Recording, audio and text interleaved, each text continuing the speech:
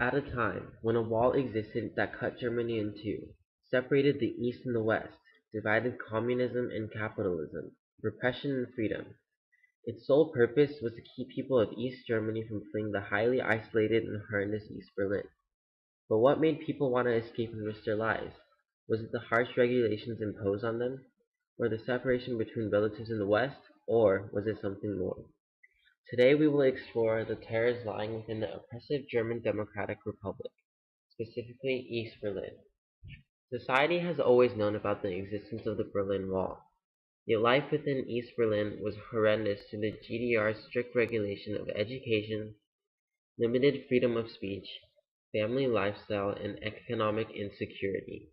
Follow us, KJR Films, as we go through the history of the tyrannical German Secretary Democratic Republic. Gorbachev, if you seek peace, if you seek prosperity for the Soviet Union and Eastern Europe, if you seek liberalization, come here to this gate. Mr. Gorbachev, open this gate.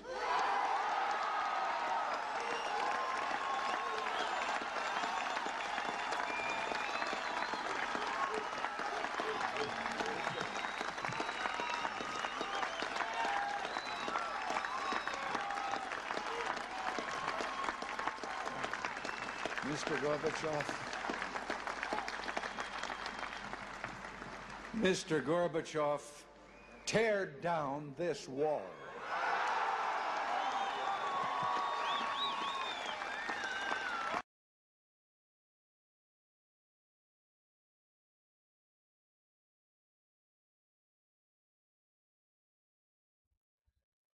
Within the tormenting walls of East Berlin, the German Democratic Republic, known as the GDR, knew that without an education of communist principles, they would lose all power they had over the next generation. The brainwashing began in 1961, when the wall was first constructed. Children were required to engage in a 10-year polytechnic study, which trained the next generation for highly specific occupations. Students had no choice in what classes they would take or what majors they would consider, let alone jobs.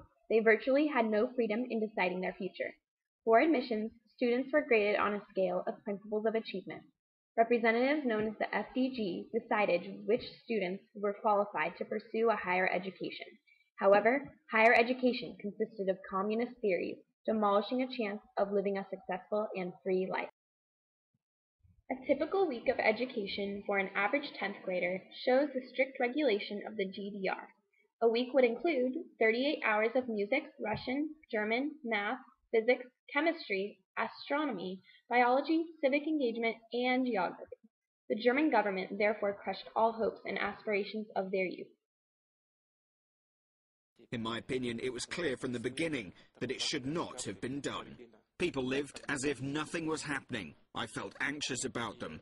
Yes, they seemed to be living in another world. I had the impression that I had gone into a society which was a piece of the past Soviet system, not even of the 70s, but maybe of even earlier years. On the surface, everything was restrained and controlled, but at the same time, it was clear that inside, in society, some processes existed, processes suppressed but very significant, that would lead to sweeping changes. During the reign of communism in East Berlin, no one was given the rights that we obtain today. As soon as the wall was built, people began to understand the limits to their freedom. Peter Fechter, a symbol of freedom, attempted an escape a year after the wall was constructed. Tragedy struck as Fechter was shot in the right pelvis in front of hundreds of witnesses while climbing the wall.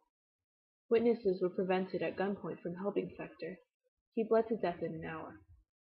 Freedom was also continuously restricted in respect to fine arts. A brilliant photographer, Roger Mellis, was banned from working for the GDR press because he captured the real essence of the GDR.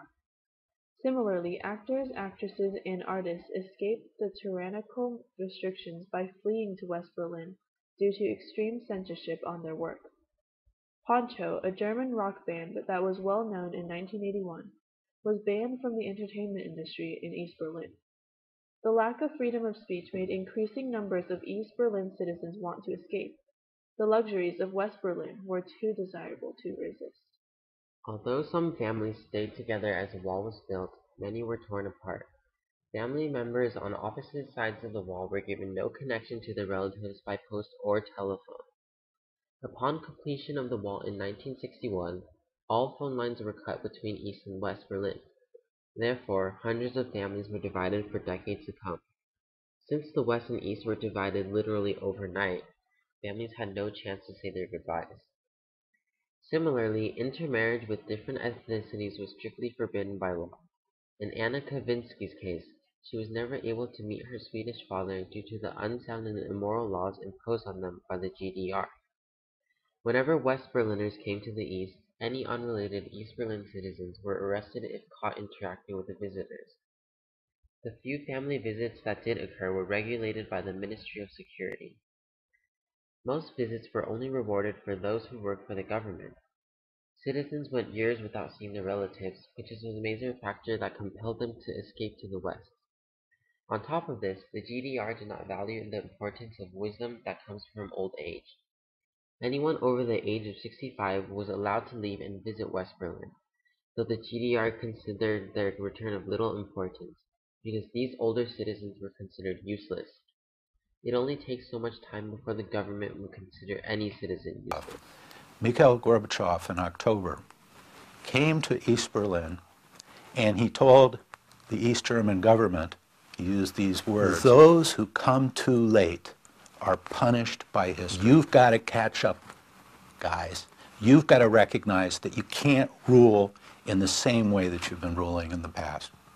You've got to recognize that if you are to survive, if you're not going to be punished by history, that it's high time for you to think about reforming your economy, reforming your politics, and thinking in new ways about your responsibility." The state of communist East Berlin during the Age of the Wall was one of great disaster. Unlike the rest of the outside world, East Berlin did not have free trade or capitalism, and was regulated under communist economic control. Citizens were not able to own private land or create new businesses. They were locked in an archaic system. The GDR decided which businesses it wanted to thrive and which ones it didn't. Unlike the excellent benefits of capitalism, the economic situation in East Berlin resulted in major unemployment. There were few stores within the city except those that provided food. Unproductivity was a major result of the crumbling economy. 30% of the work hours during the day were spent playing cards and drinking schnapps, a well-known beer. The economy was in such ruin due to communism that many lived in poverty in a city still ruined and demolished from World War II. Although the GDR had brand names for clothing, they were all regulated. Many times people were given citations for clothing they were wearing. Also, red, the color that represented communism, was the most prominent color worn among citizens, and was highly smiled upon by the government. In all, the negative impacts of communism took such a great toll on the East Berlin economy that no business was able to thrive with freedom, causing more desire for people to flee the walled city. The terror, the suffering, the lack of freedom. All of this describes the depressive and inefficient society of East Berlin from 1961 to 1989. Trapped in a city that turned citizens into slaves and children into mindless clones, many were desperate to escape. Of any structure, who would have known that a wall would have the capability to alter a complete society and divide a section of the world for almost 3 decades? Who could have known the consequences of separating one city into two, due to varying philosophies and worldviews? When the time came for the wall to be destroyed, the rest of the world became aware of the abusive and limiting factors within East Berlin, and rejoiced at its downfall. Life within the city can be deemed monstrous through the strict regulations imposed upon its citizens by the oppressive GDR regime. Education, freedom of speech, family life, and the economy were all affected negatively by the communist ideals that eventually brought about the government's own collapse. From its conception to its destruction, the Berlin Wall was a mistake that should never have happened. It halted and into the present. Join us next week for the compelling story of the Salem witch trials, witchcraft, or ergot poisoning.